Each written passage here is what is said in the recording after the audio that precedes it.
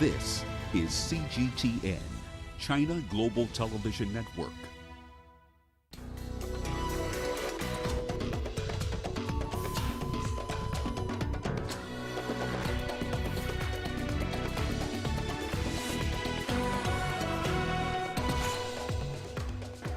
World leaders condemn the Kabul airport attacks as the death toll climbs to more than 100. The UN warns of the worsening humanitarian crisis in Ethiopia's Tigray region. And peacekeepers intensify patrols in South Sudan's Tambura area as fighting forces thousands from their homes.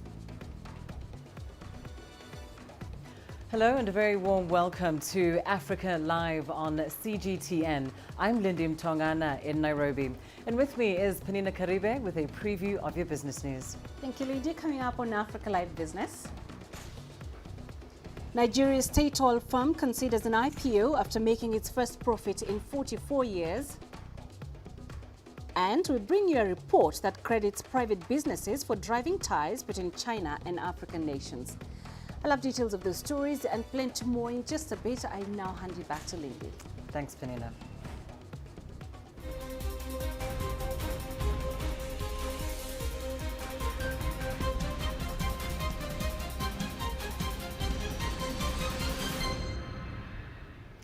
World leaders are condemning the deadly attacks outside Kabul's airport. A branch of the Islamic State has claimed responsibility for the twin suicide bombings on Thursday. The attack killed over 170 people and injured at least 200. This according to local health officials. 13 American military personnel died in the blasts. The United Nations Security Council condemned the attackers for targeting civilians and personnel assisting in evacuations. Thousands had been gathering at the airports trying to leave Afghanistan. Well, China has expressed shock and condemnation over the Kabul airport attacks and has urged all parties to help ensure the safety of civilians. China is shocked to see the heavy casualties caused by the explosion near Kabul airport. We strongly condemn the attacks. This incident shows that Afghanistan's security situation is still complicated and severe. We hope all parties will take the effective measures to ensure a smooth transition and ensure the safety of Afghan citizens and foreigners. Well, CGTN's Zamaria Lai Abbasin is standing by in Kabul with the latest on the situation. Zamaria Lai, of course, the U.S. officials are now saying there are credible threats of more attacks. And this, of course, at a time when evacuations are continuing at Kabul airport. What is being done to ensure that evacuations are carried out safely?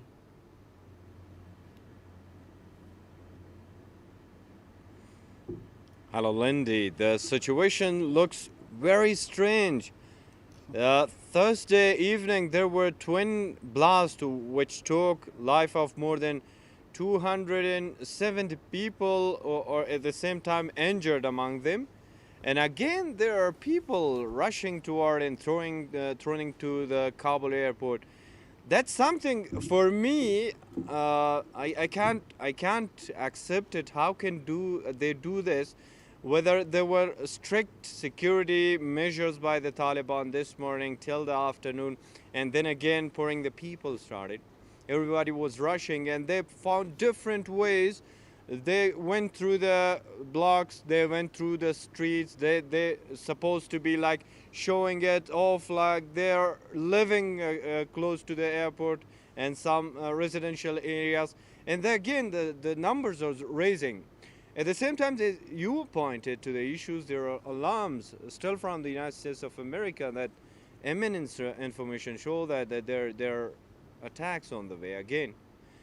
They have already said 3 days earlier, and we witnessed what happened out there. And the ISKP exists. That's a reality now. Nobody can now skip this. How could these people do it? Secondly, the measures were supposed to be different, and those were evacuated, or the evacuation would be dropped from different places to Kabul airport and picking from different areas. But that seems not working at this moment. And again, this evacuation process seems to be more mess again. And why there is no one controlling? Is it a reason of lack of government, the vacuum and system? Why nobody is caring about this? These are the questions lingering to everybody's mind, particularly mine and everybody. And why these people are not getting the messages, why they are just fleeing the country and price of their own lives. And of course, as you mentioned, the presence of ISIS-K now cannot be denied in Afghanistan. But what do we know about how these attackers were able to access the area? Is an investigation underway?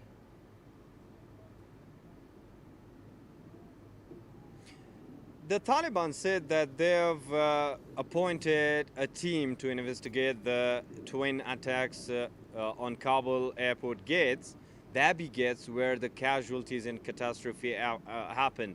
And the massacre now again is on the way as the U.S. alarming, but the people are rushing.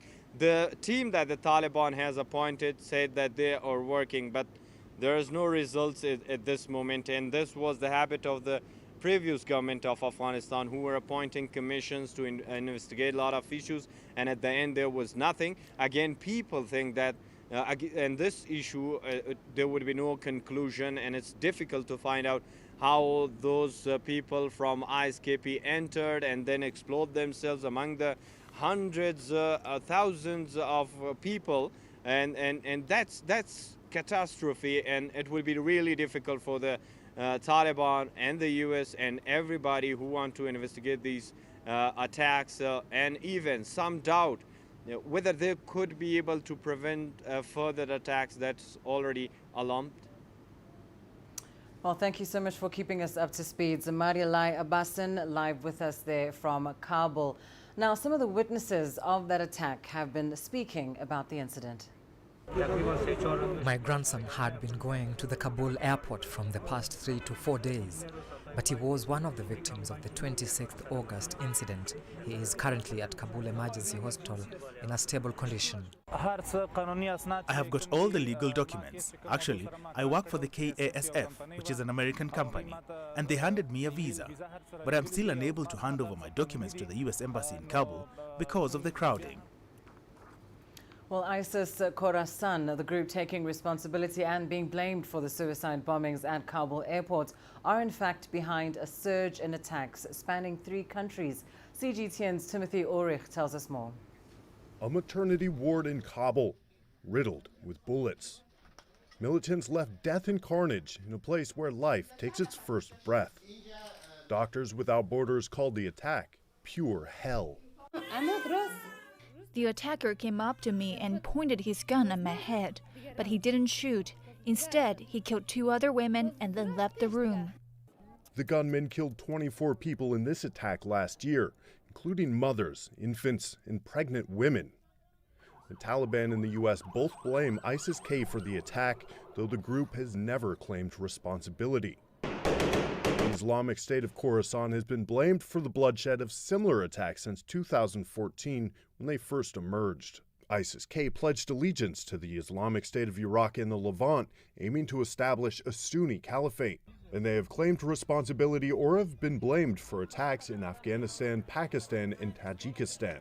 The weapons in their arsenal include suicide bombings, guns, and fear. And they're not afraid to strike soft targets. Like this wedding in Kabul in 2019 that left over 60 attendants dead and the survivors hopeless. I've lost hope. I lost my brother-in-law. I lost my friends. I lost my relatives. I will never see happiness in my life again. They're also blamed for an attack in May this year on a girls' school in Kabul that killed at least 50. Their strategy was apparent before the Taliban came into power, to make Afghans distrustful of the government. A suicide bombing at a voting registration center in Kabul in 2018 that killed nearly 60 people did just that. Look at this. This is a voting card which is drowned in blood. Who will come to vote when a government asks to? ISIS-K are indiscriminate in their attacks, targeting Taliban, Afghan government, or American forces. It's made for strange bedfellows, with the Taliban and the U.S. sometimes coming together to fight the militant group. The threat of ISIS-K also prompted Washington in 2017 for the first time to drop the most powerful conventional weapon in its arsenal, the mother of all bombs. Nearly 10,000 kilograms, the ordnance flattened the area surrounding a cave complex in eastern Afghanistan being used by ISIS-K. Officials estimate up to 100 fighters were killed in the blast. U.S. intelligence officials say ISIS-K has been using the instability of the Taliban takeover to strengthen their position and attract more disaffected Taliban fighters. And the UN warned in June about an influx of foreign fighters entering into Afghanistan to fight alongside extremist groups like Al-Qaeda and ISIS-K. The attacks are ramping up this year, on track to equal or surpass those in the peak years of 2017 and 2018. It means a big challenge ahead for the Taliban as they seek to legitimate their rule over Afghanistan. Timothy Ulrich, CGTN. The chaos that's followed the United States' withdrawal of troops from Afghanistan has elicited mixed reactions in Africa, where a number of military interventions are at play. In the Sahel, France has promised to wind down its long-running counterterrorism operation. Meanwhile, the mandate of African Union troops in Somalia expires in December this year. CGTN's Inox reports. When France sent its forces into Mali after militants took control of the West African country's northern cities, their mission was to be a matter of weeks. That was 8 years ago. Since then, terrorist activity has spread across the Sahel region, enlarging France's counterterrorism efforts with it. Over 10,000 West Africans have died and over 1 million displaced since the security crisis started in 2012. French and African forces have suffered significant casualties. An end to the fighting is still not in sight. As the United States continues to evacuate its citizens and allies from Afghanistan this week, militants in Niger ambushed military officers in the southwest, killing 15 soldiers and injuring 7.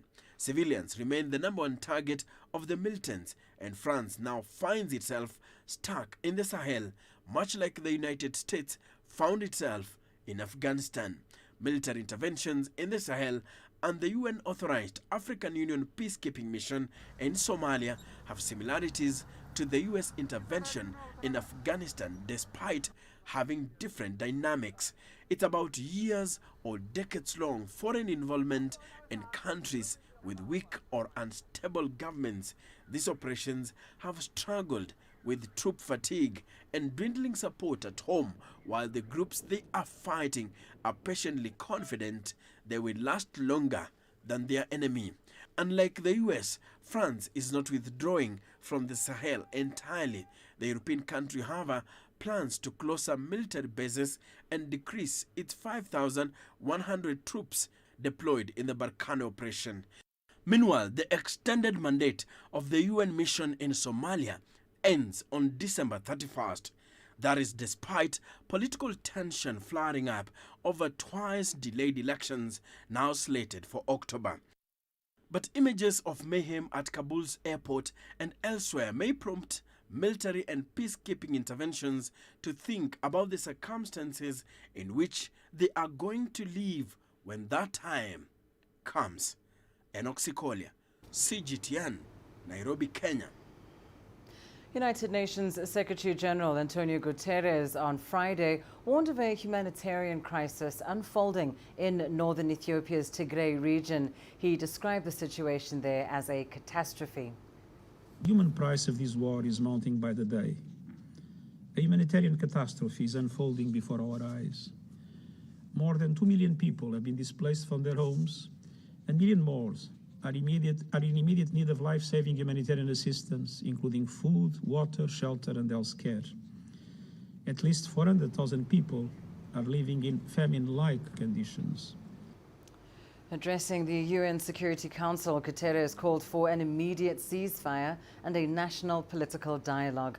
But the prospect of talks between Ethiopia's government and the Tigray leadership is in doubt.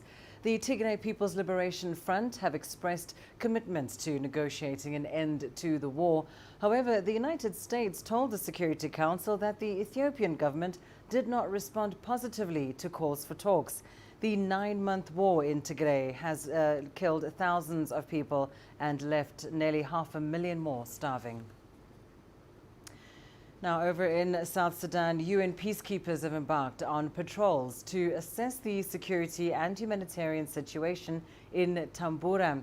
The region in western Equatorial State is experiencing intercommunal conflict.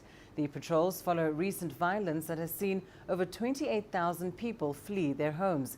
CGTN's Joy Kirukijuma reports.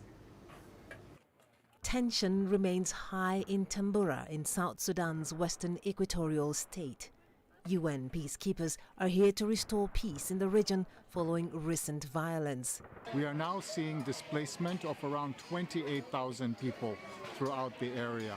And the displaced people are being assisted by the humanitarian community. They're being protected by UNMISS.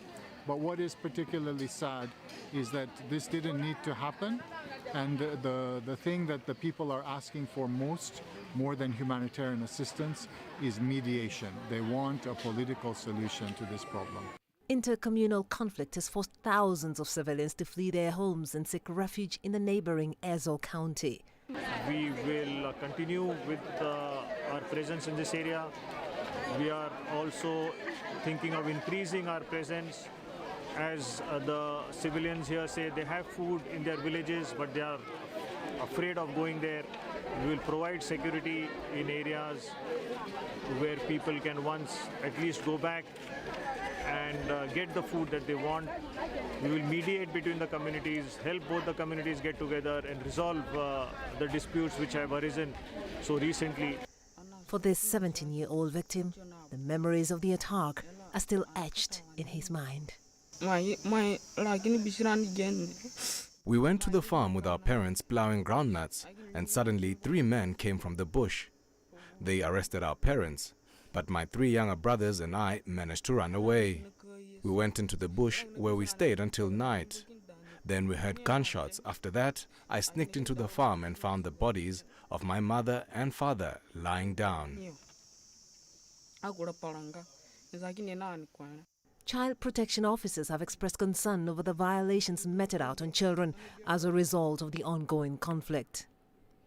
This might, especially for children who are very vulnerable, might lead to so many things. One, it may increase SDVV, especially for the girl child.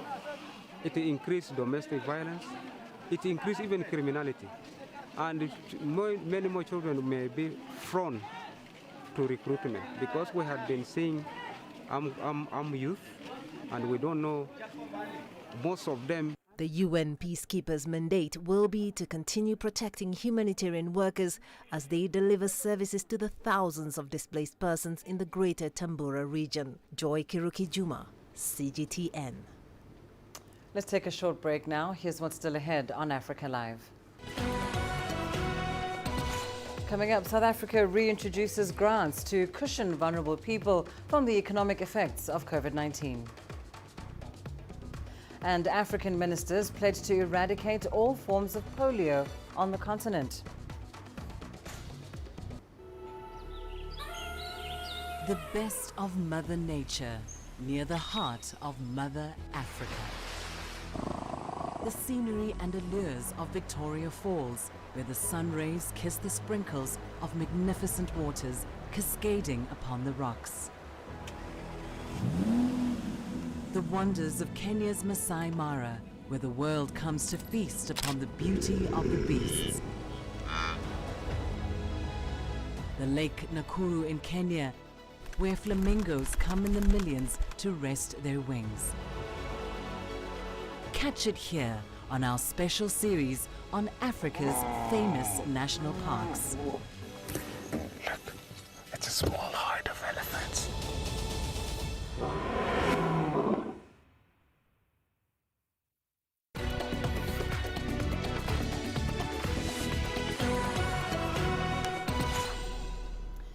Nigerians are becoming increasingly receptive to COVID-19 vaccines as the country begins its second phase of inoculations. 4 million vaccine doses arrived in the country earlier this month.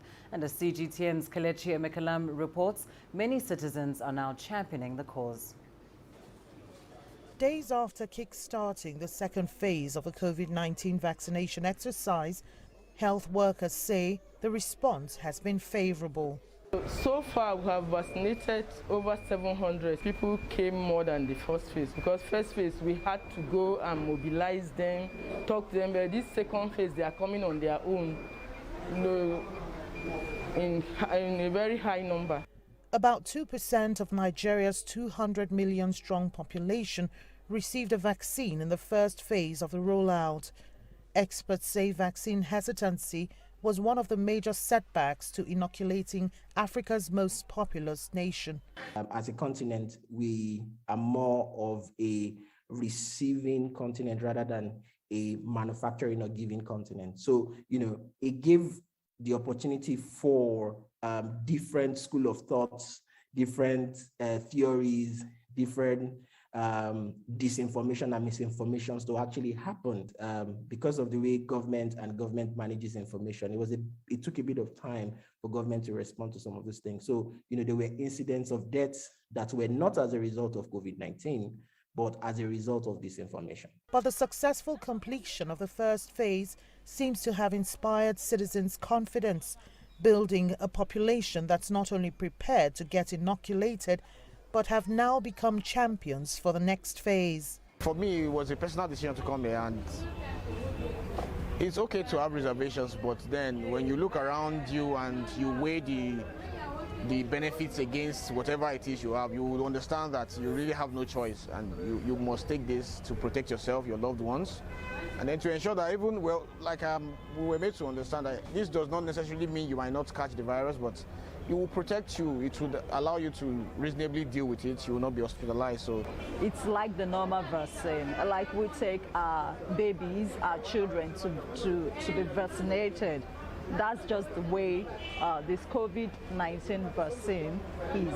As the vaccine hesitancy gradually wanes, experts advise the government to engage community leaders and leverage on private healthcare sector partnerships to achieve more gains. Kelechi Emekalam, CGTN Abuja, Nigeria. Well, the COVID-19 pandemic has led to economic hardships in many households. Some governments have taken measures to cushion their populations from these difficulties. For instance, South Africa has reintroduced the special COVID-19 Social Relief of Distress Grant for the most vulnerable people. CGTN's Yolisa Njamela tells us more. Prior to the lockdowns necessitated by the fight against the COVID-19 pandemic, some 17 million South Africans were relying on social grants for their household income and food security. Since the pandemic hit, about 4.2 million individuals have been added to that number. The latest additions are the beneficiaries of the government's special COVID-19 Social Relief of Distress Grant. The COVID-19 grant is targeted at individuals above the age of 18, unemployed, and neither receiving any income nor any other social grant or support from the government's unemployment insurance fund. When we implemented the first time, we entered a 6-month package, and I think at the time we didn't really expect COVID to be going on for that long. It was sort of, we'll implement it, we'll observe the situation, and then we'll see how things change. Not much has changed from an economic point of view. We've gone through waves of COVID where it gets better, then it gets worse, and we're still in that cycle. The state spends about $3.2 billion on the COVID-19 special grants. Each beneficiary of the grant will receive about $24 or 350 Rand per month. Foreign nationals and holders of special dispensation permits and asylum seekers are also eligible for consideration. The $24 a month may seem very little to many, but for an unemployed person, it's the means for survival. Karabo Mukwena, a mother of 2 young boys, is unemployed. She's one of those who qualify for the special grant. Due to unemployment, I had to go and live with my mother, and we only had one salary income, which is my mother's salary, and then it was my siblings and I, so it was quite hard, and I believe the 350 helped us to boost the salary that we are receiving already from my mother's side. Ideally, it should have been more. It's quite a small amount. Our initial discussions when we were having these talks within government was to try and get it at the food poverty line, which is about, at the time, it was about 580 rands. But we had to balance it with the amount of money we had. The special grant is for a period of 8 months with effect from August 2021 until March 2022. Yudison Jambula for CGTN in Johannesburg, South Africa. Well, the World Health Organization has advised wealthier nations to reconsider the rollout of booster shots due to vaccine access inequality. Many poorer nations are still struggling to provide first doses to their populations. CGTN's Daniel Arap-Moy reports. Wealthier nations are already considering booster shots for their populations. Many are justifying booster shots on the basis that their duty is to protect their citizens. WHO is appealing against the move given the global vaccine inequality. The matter of booster doses being decided upon in other countries, we are urging that these then don't constitute an additional risk of delay in access to vaccines to vaccinate the African population at the level that's needed to have an impact initially on the outcome and particularly on deaths due to COVID-19. WHO maintains that booster shots would be more useful for curbing the pandemic if instead given to those who haven't got even a single jab. On the boosters, first of all, it's not conclusive in terms of its benefits. And also, we don't know if it's safe, and it has been already said.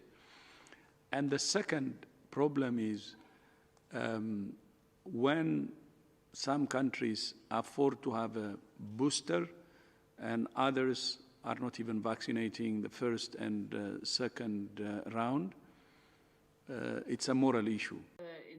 Responding to questions over vaccine efficacy, WHO said all vaccines administered in Africa are safe. The COVID-19 situation in Africa remains fragile, with more than 7.6 million cases so far recorded. But WHO says resurgence in cases across Africa is leveling off as more vaccine doses begin to arrive. The World Health Organization says that defeating the COVID-19 pandemic and its variants can only be achieved by adopting a shoulder-to-shoulder approach. Daniel Arap-Moy, CGTN, Nairobi, Kenya. 1 year after the World Health Organization declared Nigeria polio-free, the nation is now battling another form of polio. Health officials say over 100 cases of circulating vaccine-derived poliovirus type 2 have been detected in Nigeria since last year. Correspondent Phil Ihaza reports from Abuja. One of the last polio vaccination exercises in 2019, before Nigeria was declared free of the wild polio virus in August 2020. A year down the road, authorities are intensifying efforts to contain circulating vaccine-derived poliovirus type 2 detected in some parts of the country. Yes, technically speaking, it came from a weakened poliovirus that is in the environment. But if a child is vaccinated against all types of poliovirus, whether it's under routine immunizations or whether it's during the campaign, they won't get it. So we have this problem because of low routine immunizations coverage, and because during the campaign maybe not enough children are being vaccinated. And this is blamed on the COVID-19 pandemic lockdown last year, which disrupted routine immunization campaigns for polio, coupled with challenges of poor access to rural communities and insecurity. Polio is a viral disease that affects the nervous system and can cause paralysis if people are not vaccinated as infants. The UN says the polio-free status of the country is not affected since it's not the wild polio virus, and in collaboration with the government and other partners, there is a high response to tackling this new outbreak already. The GPI and leaders of African governments are committed to stopping the outbreaks. The governments restarted vaccination, as I mentioned, in July 2020, and are implementing new tools and tactics to better reach every child with polio vaccines to ensure high population immunity as part of a new strategy. Because currently, the level of immunity of our children to most childhood diseases, including polio, are hovering around 50% and in some cases much less. The Nigerian government says it is also moving to address the problem of low infrastructure and insecurity seriously so that health workers can easily access affected regions. And those efforts have started to pay off. Since March 2021, we have been conducting outbreak response in the various states that have been impacted by this outbreak of vaccines-derived poliovirus. Last week, we've just completed an outbreak response in several states, including FCT, Adamawa, Plateau, Kaduna, and Nasarawa. The focus is on children less than 5 years. Authorities say they are optimistic that with ongoing efforts in partnership with organizations like UNICEF, there'll be no polio case by the end of the year. That could ensure a more healthy and productive population for Nigeria, both now and in the future. Phil Ihaza, CGTN, Abuja. Well, African health ministers have pledged to end all forms of polio on the continent. The commitments came at a dedicated virtual meeting on polio at the 71st WHO Regional Committee for Africa. Now, according to the Africa CDC, circulating vaccine-derived polio virus is a strain of the weakened virus that was initially included in the oral polio vaccine, and that has changed over time. It behaves more like the wild or naturally occurring virus.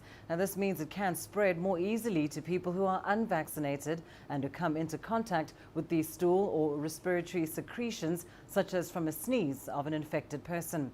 The WHO says cases increased last year due to disruptions to polio vaccination campaigns caused by the coronavirus pandemic. African governments fully recognize that we must not let any form of polio sneak through the cracks in the armor of immunization and take hold again. They committed to ending all forms of polio. We have the know-how, but it must be backed by committed resources to reach all under-vaccinated communities and ensure that all children thrive in a world free of polio.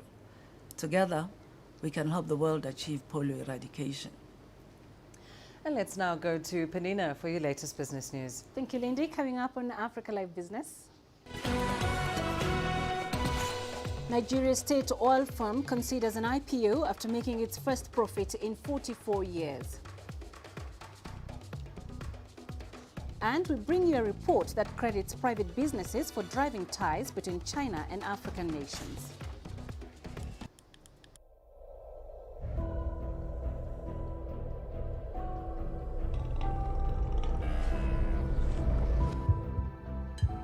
It's just taken me completely out of my depth, but at the same time it's exciting.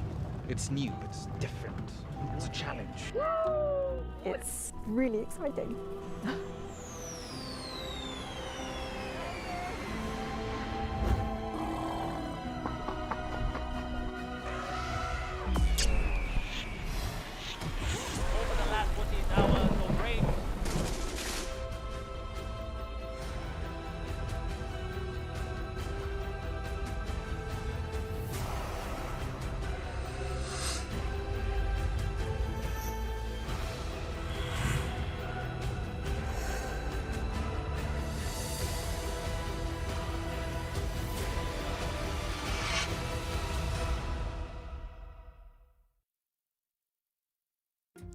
Africa is the nexus of enterprise, and global business will tell you why it matters. From the mega investment projects to multi-billion-dollar mergers and acquisitions. Africa today collects, just in terms of revenues from taxes alone, $545 billion a year. Ethiopia. If you take 10% of that and you devote it to the energy sector, problem solved. All this on Global Business, weekdays at this time on CGTN.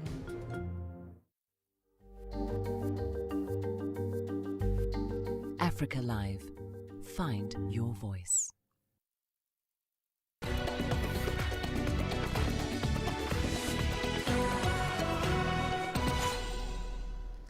The Nigerian National Petroleum Corporation is considering an initial public offering after declaring a profit, the first in its 44 years of operation.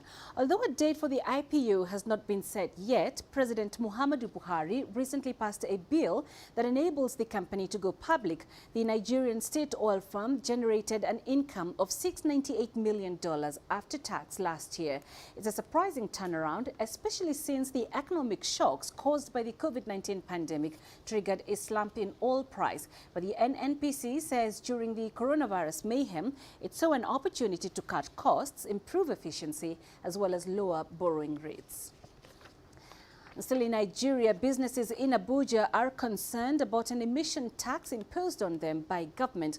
Authorities slammed the $200 levy on farms that use generators or heavy-duty machinery. This is despite the nation's inability to meet its electricity demand. CGTN's Kelechi Emekalam tells us more. Abdul Rahim Nuhu runs this printing business in Nigeria's capital, Abuja. For a business like his that's solely dependent on power supply, Nuhu spends at least $60 on electricity bills and another $50 on fueling his generator. New emission tax imposed by authorities is putting a strain on businesses like his, whose running costs are already choking. It will affect the business because right away now, we are even running on a low sales. So we don't have much sales now. So we don't have much sales doesn't guarantee us that we should not pay for shop rent. We should not pay for the other taxes that we are still paying for. Because nobody will give that excuse. So we need to pay what we are still paying. So if they want to add another tax now, I think it will affect our business much. And generator issue we are talking about, are we even happy that we are using generator? If we are having electricity all the time, they supply us, at least we don't need generator anymore. Authorities say the emission of harmful substances from heavy-duty machines and generators is intolerable and the need to curb it inevitable. So businesses could pay as much as $200 or even more on emission taxes. You know, international conventions allow for people to choose among options. Unfortunately, Nigeria don't have the option other than to use generator because power supply has remained permanently epileptic and is struggling to revive itself from the quagmire condition. Nigeria's small and medium enterprise sector is the backbone of the economy. According to audit firm PricewaterhouseCoopers, the sector contributes 48% to the national GDP and it accounts for 84% of employment. Additional taxes would further impede the growth of businesses. The gains we are seeing in inflation for 14.75 will perhaps increase to an amount that you don't want to know about. It could go back to 18, it could go back to 19%. Cost of goods and services will significantly increase. If producers are unable to manage it and transfer to final consumer, it's going to be evident in layoffs, which will increase unemployment figures. Not charge people extra tax for trying to produce, for trying to mop up unemployment rate, for trying to stabilize the economy. Nigeria is rated 131 out of 190 countries in the 2019 Ease of Doing Business Index. Economic watchers recommend the government ramp up efforts to boost electricity supply and provide an enabling environment that encourages small businesses like Nuhu's to thrive. Kelechi Emekalam, CGTN Abuja, Nigeria. Uganda is reviewing some new tax measures that came into force in July. This is part of the government's response to the post-lockdown aftershocks that have ruined businesses and forced others to cut jobs to stay afloat. The government says the planned review of the 2021-2022 tax regime follows an outcry from the business community. CGTN's Michael Baleke has more. Kampala's streets are bustling with activity.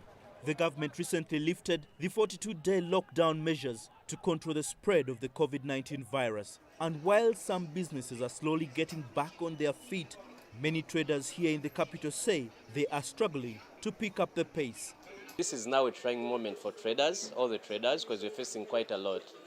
First of all, the rent issue, the taxes, the KCC, everything is a mess because we have not been working for quite long, like 2 months, and now you have come to open up a shop, and what they tell you, like, you know what, you need to pay the 2 months real rent. Shams says the debts are up his neck, yet he's not making enough from his sewing machine trade. But the Uganda Revenue Authority says it is moving to review some taxes to help businesses recover. There has been a conversation ongoing, which is healthy for any business, especially during this time. I think it's healthy for stakeholders to come together and discuss policy, to discuss tax measures, and see how best we can support each other. Some of the taxes being negotiated include duties on imported textile, garments, and rental income tax, among others. The traders also want taxes on petrol and diesel reduced. Businesses are very critical. If government is to get taxes tomorrow, businesses must first of all be there. They must be operation. If businesses close, then there's no way how are you going to address the revenue shortfall. So government is starting to see the light. The government has also created a COVID-19 relief fund worth $56.5 million to help cushion small businesses affected by the lockdown. Some economic analysts argue that in order to revive the economy, the government should start using taxation as a tool of development beyond revenue collection. They believe some taxes should be suspended to enable businesses to flourish. Traders say the 12% levy on internet data has made internet consumption very expensive for businesses. That's really unnecessary and counterproductive because so many people are using these platforms to trade, so such taxes can be waived for the time being. But for traders like Shams Dinshero and many others, the future remains uncertain, largely due to the unpredictable path of the COVID-19 pandemic that has so far killed close to 3,000 people. Michael Baleke, CGTN, Kampala, Uganda. South African insurers are strengthening their defenses against potential new waves of coronavirus infections as worse than expected mortality claims emerge from the ongoing pandemic. Angela Kupler has the story. Of the main insurers in South Africa, only Absa Life has released its financial results. The other players will release their results in the next 10 days. The results are likely to be mirrored by their competitors. Last year, our excess claims, so higher than usual claims, was about 200 million. But just in the first 6 months of this year, we've seen that increase to 500 million excess claims. What's interesting is we can only attribute about a quarter of that directly to COVID-19, but it's similar to a trend we see in South Africa where the COVID-19 death rate's about 3%, but the excess deaths are much higher. As more vaccines have become available, the problem emerging now is vaccine hesitancy and its impact. The one thing that we are monitoring is obviously the rollout of the vaccine program and the success of that. And in particular, as we've now sort of started to de-risk the availability of vaccines, as it seems to be a bit more stable, it's now about hesitancy and dealing with hesitancy and the right sort of information. So yes, the combined impact of that meant that we've needed to strengthen our reserves by another 800 million for further impact of waves of infection. Absa Life was paying 3,000 claims a month prior to COVID-19. That jumped to 7,000 claims during the virus infection spikes. Placed lots of strain on our actuarial areas in terms of modelling and what we need to model, but operationally too. I mean, what we've seen though that's positive is that it has pushed a bit of an acceleration in digitization and self-service, so deal with those volumes. Academics and modelers expect a fourth wave to strike South Africa in December. Many insurers are planning for that now. So another thing we've done is we want our customers to enjoy their cover. Don't want it to lapse right now when they need it most. So we've also offered premium relief, so customers can miss an additional 2 premiums during the next 6 months without their cover lapsing. Insurance is a grudge purchase at the best of times, but in these corona times, perhaps it's not a bad investment. I'm Angelo Coppola for CGTN in Johannesburg, South Africa. A new report credits private businesses for driving ties between China and African nations. This study from the Chinese Africa Business Council was released on Thursday during an event in Beijing jointly organized by CGTN. It says Chinese investment has helped Africa's industrialization and has improved lives on the continent. It also credits Chinese companies for playing an active role in Africa's efforts to reduce poverty and fight COVID-19. Africa has been a major source of investment for China in recent years, and speakers at the event say it's helping meet broad development goals. CGTN's Zhong Shi sat down with Lin Yifu, who is the Deputy Director of the Economic Committee of the CPPCC. He said Chinese investment in Africa is a win-win cooperation which benefits Chinese companies and provides more opportunities for African development. Professor Lin, welcome to CGTN. It's my pleasure. When people think of investment, Chinese investment in Africa, they immediately think of the massive infrastructure projects undertaken by China's state-owned enterprises, building roads, highways, bridges, and ports in Africa. But in fact, data tell us more than 70% of Chinese companies investing in the continent are now private firms. Professor, what has been the draw for those private companies, and how do they compare to their state-owned peers? I think certainly it represents the economic opportunity for the private sectors. But at the same time, investment and trade, just like trade, is always win-win. It's not only benefit Chinese companies, but also benefit job generations in Africa to transform African competitive advantages into producing goods that they can export to the global markets or to compete in their domestic markets with imported goods. And so they will generate more jobs, more opportunity for the African development. The report on Chinese investment in Africa, which was released today, has also listed obstacles to Chinese investment in Africa. We're talking about political instability. We're talking about local laws and regulations, also a lack of talent and those cultural differences. How do you suggest we tackle these issues? For the political instability, first, not all the African countries encounter those kind of problems. There's only a few countries. We need to understand there are 54 countries in Africa. And, country with political instability is just a bundle. So the majority of African countries actually are stable. And secondly, certainly, they have different legal systems.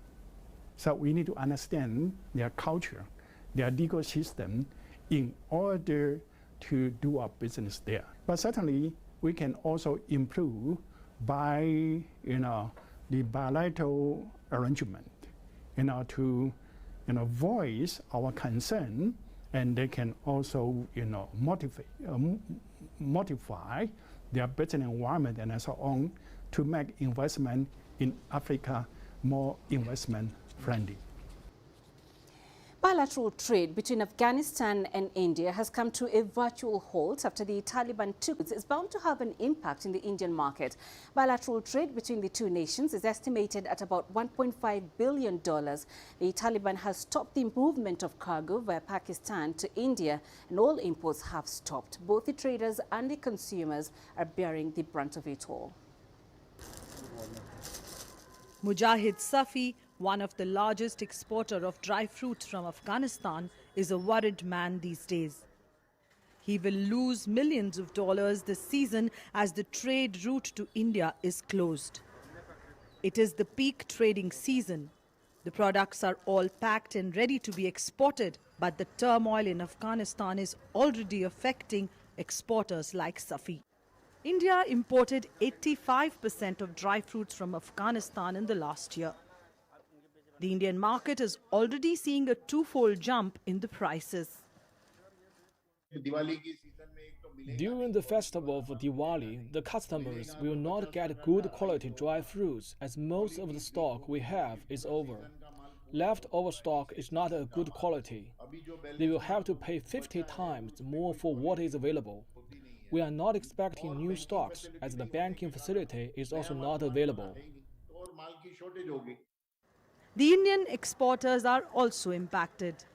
In last fiscal year, India's export to Afghanistan was worth $825 million. But in the present scenario, there are a number of concerns among the exporters.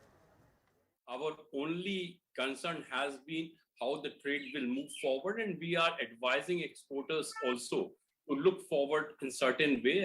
You all know that at this point of time, the currency of Afghanistan has depreciated sharply. In fact, in last 1 week, Afghani currency has moved from $80 to $1 to 86 to $1, a sharp depreciation of around 7%.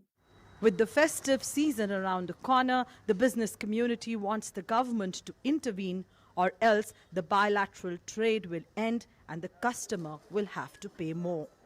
Ravinder Baba, CGTN, Delhi. I'll leave it there for now, but still to come on global business, Zambia's newly appointed finance minister hopes to conclude talks with the IMF on a lending program by October. We'll be live from Lusaka at the top of the hour for more on that story. I'll see you then. For now, I hand you back to Lindy. Thanks, Penina. Well, let's take a short break. Your sports news up next.